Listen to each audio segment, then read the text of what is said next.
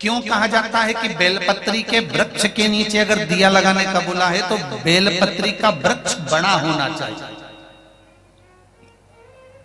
छोटा सा बेलपत्री का वृक्ष और उसके नीचे तुम दिया लगा रहे हो तो उसकी छांव तुम्हारे ऊपर नहीं आएगी क्या? नहीं। तो बेलपत्री का वृक्ष बड़ा होना चाहिए, जिसके नीचे आप बैठ कर दिया लगाओ तो उसकी छत्र छाया रहना चाहिए। क्यों कहते हैं कि पंडाल में बैठकर जहां मौका मिल जाए, जहां जगह मिल जाए, पंडाल के भीतर बैठकर शिव महापुराण की कथा सुनना चाहिए। उसका कारण क्या है कि जो पंडाल बनता है वो शंकर भगवान की इस पोथी के ऊपर से चालू होता उससे जुड़ता 1 2 3 4 पीछे 5 साइड में 6 ऐसे बढ़ते जाए। जब एक दूसरे से जुड़ा होता है तो इसकी छत्र छाया अंत तक पड़ी रहती है, जहां तक आप बैठे रहते हैं। वो तो भीड़ बढ़ जाती है तो लोगों को, अब जैसे आज भी अपार भीड़ होने के कारण लोग भयंकर खड़े हुए हैं, उधर भी इधर भी और पीछे भी। पर फिर भी हम तो कहेंगे अगर कहीं मौका मिले, आपको जगह मिल जाए तो बैठने का भी प्रयास करना। फ्रिज में जो सामान रखा जाता है, फल रखे जाते हैं तो वो सड़ते हैं। अरे बोलो जल्दी से, नहीं। फ्रिज में दूध रख दोगे तो फटेगा। अरे पीछे वाले भी बोलो रे, नहीं। फ्रिज में सब्जी रख दोगी वो सड़ेगी? नहीं। फ्रिज में अगर तुमने सामान रखा है तो वो खराब नहीं होता। उसी तरह कथा सुनने जाओ तो पंडाल के अंदर बैठो, क्योंकि ये वो फ्रिज है जिसमें एक बार कोई पहुंच जाता है तो संसार में सड़ता नहीं।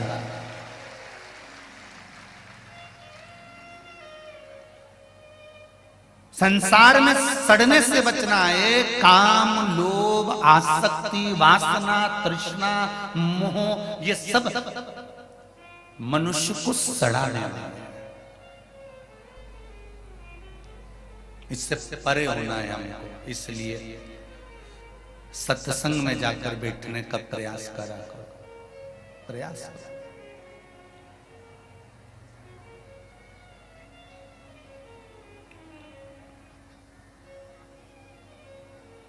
ना राम नाम लीनो तूने भरी जवानी में, तू डूब के मर जा रे चुल्लू भर पानी में, तू डूब के मर जा रे चुल्लू भर पानी में। जिसने मनुष्य की देह धारण करने के बाद अगर भगवान का भजन नहीं करा, स्मरण नहीं करा, संकीर्तन नहीं करा, तो उसका जीवन बेकार है। बहुत ध्यान देना, पहले भी कथा में कहा, फिर कह रहा है।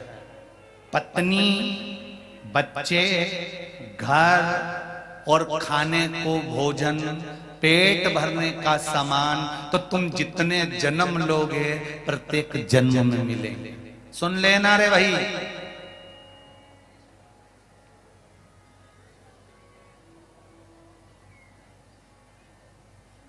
चौरासी लाख योनियों में जितने तुम्हारे जन्म होंगे, प्रत्येक जन्म में तुम्हारी पत्नी भी होगी, तुम्हारा पति भी होगा, प्रत्येक जन्म में तुम्हारे बच्चे भी होंगे, प्रत्येक जन्म में तुम्हें भोजन भी मिलेगा, प्रत्येक जन्म में तुम्हें रहने के लिए पृथ्वी मिलेगी, घर भी मिलेगा।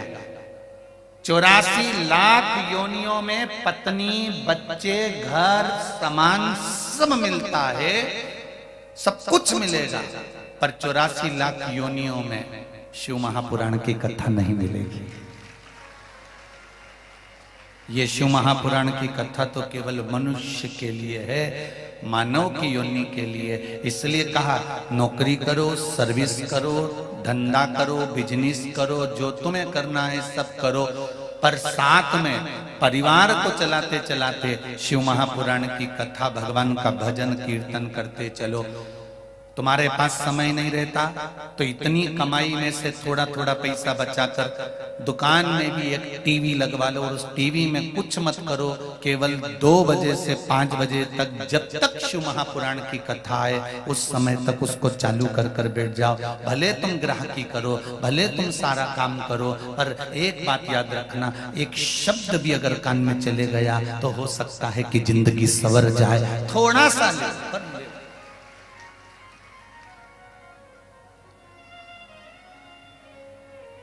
धर्म पत्नी भी अपने पति से कह सकती है, थोड़ा सा समय निकाल कर कथा सुन लिया करो। दिन में समय नहीं मिले तो रात्रि में सुन लिया करो। अब पति कहेगा मैं इतना थक जाता हूं, कहां कथा सुन पाता हूं, कहां समय। और सत्य बात है माताओं, पुरुष के ऊपर गृहस्थी का बोझ बहुत ज्यादा होता है।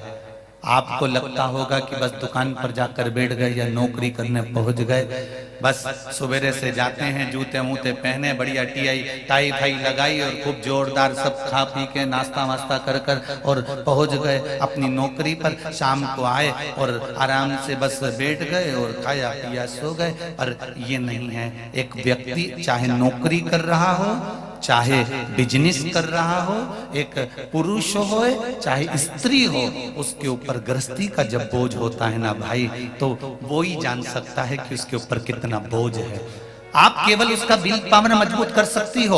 आप अपने पति से कह सकती हो और पति अपनी पत्नी से कह सकता है कि समय निकाल कर, ये मानव का देह है, बच्चों के लिए करना है, परिवार के लिए करना है, कुटुंब के लिए करना है, सब कुछ करना है। घर भी बनाना है, गाड़ी भी लेना है, दुकान भी चलाना है, सबको देखना भालना, सब कुछ तुमको करना है। हम कह भी देंगे ना कि तुम ये सब छोड़ दो तो तुम नहीं छोड़ सकते, क्योंकि मनुष्य का शरीर जब भगवान ने बनाया तो मनुष्य ने परमात्मा से पूछा कि तूने मुझे बनाया क्यों है। तो परमात्मा ने एक शब्द कहा, मैंने 2 कारणों से तुझे बनाया है। एक कर्म का भोग भोगने के लिए, दूसरा भजन करने के लिए। मृत्यु लोक में जाएगा तो तेरे को परिवार का भरण पोषण करना पड़ेगा। ये परिवार कौन है? तो भगवान कहते हैं तेरे बेटे, पूर्व समय में तूने जिससे कर्जा लिया होगा वो तेरे बेटे बनकर जन्म लेंगे। पूर्व समय में जिसने तेरा साथ दिया होगा, तू शादी कर कर उसका साथ दे रहा होगा। पूर्व में तूने किसी का बुरा करा होगा तो कोई तो बुरा करने के लिए तेरे पास में आ जाएगा। कोई तुम्हारा धन खाकर भाग जाए तो रोना मती। भगवान कहते हैं कि पूर्व में तू उसका खाकर चले गया था, मर गया था, तो आज तेरा खाकर वो चले गया। इतना सारा पैसा एक जगह पर लगाया, एक कंपनी में लगाया, एक बैंक में जमा करा, मालूम पड़े बैंक की भाग गई। तो ये कैसे भाग गई? तुमने तो विश्वास करा था, पूरा काम करा था, कागज तैयार थे, सब लिखा पड़ी थी, कोई प्लाट तुमने लिया था, उस पर किसी ने कब्जा कर लिया। जरा समझो कि ये पूर्व का है जो कर्म हमको भोगना पड़ रहा है। ये जितने पत्नी, पति, बच्चे, बेटा, बेटी, माता, पिता, भाई, बंधु, कुटुंब, कबीला, ये सब हमारे पूर्व के संबंधों के अनुसार हमको प्राप्त होते हैं। भगवान ने कहा कि मृत्यु लोक में जा रहा है। बस एक बात याद रखना, पत्नी को भी पालना है, बच्चों को भी पालना है, परिवार को भी पालना है, घर भी तुझे बनाना है, दुकान भी तुझे बनाना है, जमीन भी जोड़ना है, बंगला भी बनाना है, गाड़ी भी तुझे लाना है। पर उसके साथ में एक काम जरूर करना कि थोड़ा थोड़ा शिव का भजन करते चले जाना, तो जिंदगी सवर जाए। थोड़ा मात्र एक चुटकी बराबर के नमक के बराबर जिंदगी में आप थोड़ा सा शिव महापुराण को ले आइए।